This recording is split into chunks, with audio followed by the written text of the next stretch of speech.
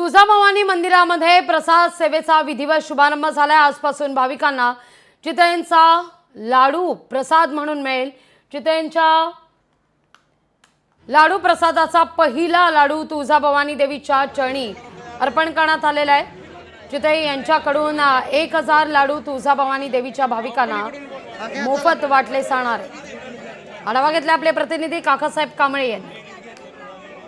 महाराष्ट्राची कुलस्वामिनी आई तुळजाभवानीच्या दरबारात आता प्रसाद वाटपाला सुरुवात झालेली आहे। माझ्यासोबत जिल्हाधिकारी आणि मंदिर संस्थानचे अध्यक्ष आहेत। सर, काय सांगाल, आज बऱ्याच दिवसाची प्रतीक्षा संपली, काय भावना आहे? हो, कोरोनानंतर पुन्हा आपण आज इथे आई तुळजाभवानीची कृपेने आशीर्वादाने पुन्हा आपण लाडू प्रसाद सर्व भाविकांना वितरण करण्याची सुरू केलेली आहे।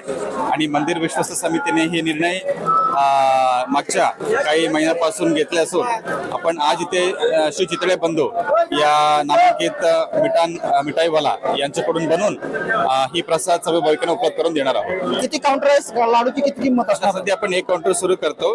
त्या काउंटर मध्ये सर्व भाविकांनी अगदी कमीत कमी रेट मध्ये म्हणजे 30 रुपये पर लड्डू प्रमाणे ते विकत घेऊ शकतात। तर हे होते जिल्हाधिकारी यांनी सांगितलं का 30 रुपयात भक्तांना हा लाडू मिळणार आहे। काकासाहेब कांबळे, लोकशाही मराठी, तुळजापूर। पहिला आईचं दर्शन भेटलंय, आईचा प्रसाद भेटलाय।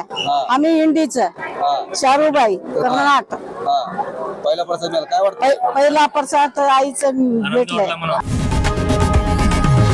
लोकशाही मराठी ऐका, पहा, जागरूक रहा।